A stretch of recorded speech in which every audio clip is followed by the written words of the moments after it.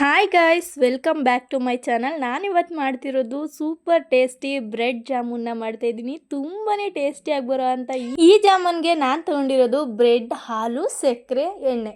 ಇದು ಇಷ್ಟು ಐಟಮ್ಸಿಂದ ಆರಾಮಾಗಿ ಆಗುತ್ತೆ. ಇನ್ನೂ ಏನಾದರೂ ಬ್ರೆಡ್ ಏನಾದರೂ ಕಮ್ಮಿ ಆಯಿತು ಅನಿಸಿದ್ರೆ ನೀವು ಇದರಲ್ಲಿ ಮೈದಾ ಹಿಟ್ಟು ಕೂಡ ಹಾಕೋಬೋದು.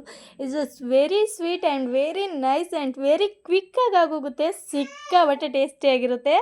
ಇದಂತೂ ತುಂಬಾ ಈಸಿ ಅಂತ ಹೇಳಿದೆ ಅಲ್ವಾ. ಇದನ್ನು ಮಾಡೋದಕ್ಕೆ ನಾನೊಂದು ಅರ್ಧ ಪೌಂಡ್ ಬ್ರೆಡ್ನ ತೊಗೊಂಡು ಸುತ್ತಲೂ ಬ್ರೆಡ್ ಬ್ರೌನ್ ಏನಿದೆ ಅದನ್ನು ಮಾತ್ರ ಕಟ್ ಮಾಡ್ಕೋತಾ ಇದ್ದೀನಿ. ಇನ್ನು ವೈಟ್ ಕಲರ್ನ ಇಟ್ಕೊಂಡಿದ್ದೀನಿ, ಅದರಲ್ಲೇ ನಾವು ಬ್ರೆಡ್ ಜಾಮೂನ್ನ ಮಾಡೋದು.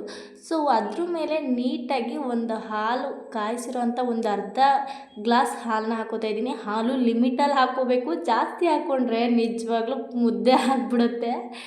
ಸೊ ಲಿಮಿಟಲ್ಲಿ ಹಾಕ್ಕೊಳ್ಳಿ, ಜಾಸ್ತಿ ಆದರೂ ಟೆನ್ಷನ್ ತೊಗೋಬೇಡಿ. ಸ್ವಲ್ಪ ಮೈದಾನೋ ಸ್ವಲ್ಪ ಗೋಧಿ ಹಿಟ್ಟನ್ನು ಮಿಕ್ಸ್ ಮಾಡ್ಕೊಳ್ಳಿ. ಬಟ್ ನಾನು ತೊಗೊಂಡಿದ್ದು ಕರೆಕ್ಟಾಗಿ ಅದನ್ನು ನೀಟಾಗಿ ಕಲಸಿದ ಮೇಲೆ ಬ್ರೆಡ್ನ ಅದ್ರ ಮೇಲೆ ಸ್ವಲ್ಪ ಆಯಿಲ್ ಹಾಕ್ಕೊಂಡು ನೀಟಾಗಿ ಮಿಕ್ಸ್ ಮಾಡ್ಕೊಳ್ಳಿ. ನಾವು ಚಪಾತಿ ಹಿಟ್ಟು ಹೇಗೆ ಕಲಿಸ್ತೀವಿ ಅಥವಾ ನಾವು ಜಾಮೂನ್ ಹಿಟ್ಟನ್ನ ಹೇಗೆ ಕಲಿಸ್ತೀವಿ ಆ ರೀತಿ ಸಿಂಪಲ್ಲಾಗಿ ಆಯಿಲ್ನ ಹಾಕ್ಕೊಂಡು ನೀಟಾಗಿ ಸ್ಮೂತಾಗಿ ಕಲಿಸ್ಕೊಳ್ಳಿ. ಇದಾದರೆ ಆಗೋಯ್ತಾ? ಇಲ್ಲ. ಅದನ್ನು ನೀಟಾಗಿ ತೊಗೊಂಡು ಒಂದು ಚಿಕ್ಕ ಚಿಕ್ಕ ರೋಲ್ ಥರ ಮಾಡಬೇಕಾಗತ್ತೆ. ನಮಗೆ ಎಷ್ಟು ಸೈಜ್ ಬೇಕು ಜಾಮೂನು ಆ ಸೈಜಲ್ಲಿ ಮಾಡ್ಕೊಳ್ಳಿ. ನಾನು ಮಾಡಿದ್ದು ಪರ್ಫೆಕ್ಟ್ ಆಗಿದೆ. ನಿಮಗೂ ಈ ಸೈಜೇ ಬೇಕು ಅಂದರೆ ಈ ಸೈಜೇ ಮಾಡ್ಕೊಳ್ಳಿ. ಇನ್ನು ನಾನು ತೊಗೊಂಡಿರೋ ಅಷ್ಟು ಬ್ರೆಡ್ಡಲ್ಲೇ ಸುಮಾರು ಒಂದು 10-15 ಜಾಮೂನ್ ಆದ.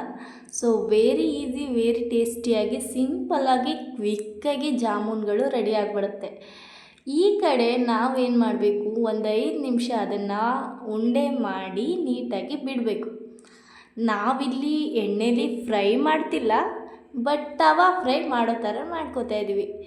ಇದನ್ನು ಜಾಸ್ತಿ ಎಣ್ಣೆ ಒಳಗೆ ಹಾಕಿದ್ರೆ ಇದು ಸಿಕ್ಕಾಬಿಟ್ಟೆ ಸ್ಮೂತ್ ಇರೋದ್ರಿಂದ ಎಣ್ಣೆಗೆ ಅಂಟ್ಕೊಳ್ಳೋ ಚಾನ್ಸಸ್ ಇರುತ್ತೆ. ನಾನು ಅದಕ್ಕೆ ಏನು ಮಾಡಿದೆ, ಸಿಂಪಲ್ಲಾಗಿ ತವಾ ಅಥವಾ ಪ್ಯಾನ್ ಬಳಸಿ ಆಯಿಲ್ ಹಾಕ್ಕೊಂಡು ಡೀಪ್ ಫ್ರೈ ಮಾಡೋ ಥರ ಮಾಡ್ಕೊಂಡಿದ್ದೀನಿ.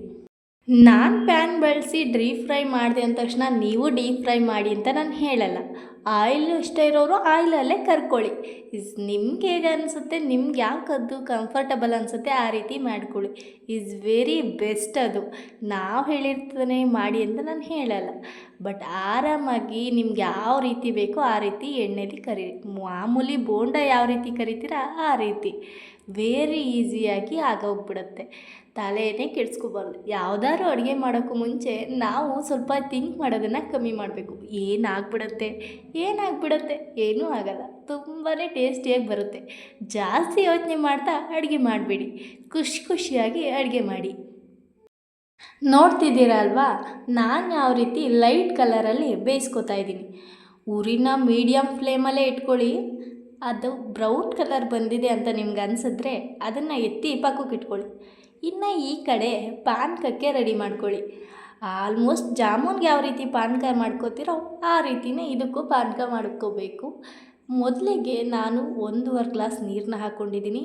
ಅದಕ್ಕೆ ನಾನು 1/4 ಕಪ್ಪಷ್ಟು ಸಕ್ಕರೆನ ಹಾಕಿದ್ದೀನಿ. ಅದು ನೀಟಾಗಿ ಮಿಕ್ಸ್ ಆಗಿ ಕುದಿಯೋ ಟೈಮಲ್ಲಿ ನಾನು ಒಂದು ಏಲಕ್ಕಿನ ಬಳಸ್ಕೊಂಡಿದ್ದೀನಿ. ಇನ್ನು ಫ್ಲೇವರ್ಗೆ ಏಲಕ್ಕಿ ಬೇಕೇ ಬೇಕು. ನೆಕ್ಸ್ಟ್ ಅದಕ್ಕೆ ನಾನು ಒಂದು ಸ್ವಲ್ಪ ಕೇಸರಿ ದಳಗಳನ್ನ ಹಾಕ್ಕೋತಾ ಇದ್ದೀನಿ, ಕಲರ್ಗೋಸ್ಕರ ಮತ್ತು ಟೇಸ್ಟು ಕೂಡ ತುಂಬಾ ಚೆನ್ನಾಗಿ ಬರುತ್ತೆ ಅಂತ. ಸಿಕ್ಕಾಬಿಟ್ಟೆ ಟೇಸ್ಟಿಯಾಗಿರುತ್ತೆ. ಕೇಸರಿ ದಳನ ಹಾಕೋದ್ರಿಂದ ತುಂಬಾ ಸ್ಮೂತಾಗಿ ನಮಗೆ ಪಾನಕ ಕುಡಿದ್ರೆ ಒಂದು ಲೆವೆಲ್ ಟೇಸ್ಟೇ ಸಿಕ್ಬಿಡುತ್ತೆ. ಖಂಡಿತ ನೀವು ಇದೊಂದು ಸರಿ ಈ ರೀತಿ ಟ್ರೈ ಮಾಡಿ, ಹೇಗನ್ನಿಸ್ತು ಅಂತ ನನ್ನ ಕಮೆಂಟಲ್ಲಿ ತಿಳಿಸಿ. ಪಾನಕ ಯಾವಾಗಲೂ ಒಂದೆಳೆ ಪಾನಕ ಇದ್ದರೆ ಸಾಕಾಗತ್ತೆ. ಜಾಸ್ತಿ ಗಟ್ಟಿ ಮಾಡಬೇಡಿ, ಸಿಂಪಲ್ಲಾಗಿ ಒಂದೆಳೆ ಪಾನಕನ ಮಾಡ್ಕೊಳ್ಳಿ. ಇನ್ನು ಈ ಕಡೆ ಪ್ಯಾನಲ್ಲಿ ಡ್ರೈ ಆಗಿರೋ ಜಾಮೂನ್ಗಳನ್ನ ತೊಗೊಂಡು ಒಂದು ಬೌಲ್ಗೆ ಹಾಕ್ಕೊಳ್ಳಿ.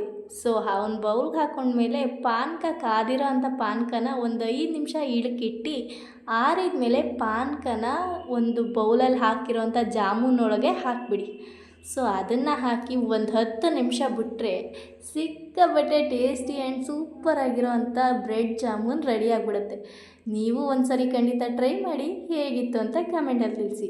ನನಗಂತೂ ತುಂಬಾ ಟೇಸ್ಟಿಯಾಗಿ ಅನ್ನಿಸ್ತು, ಸಿಕ್ಕಾಬಟ್ಟೆ ಸ್ವೀಟಾಗಿತ್ತು.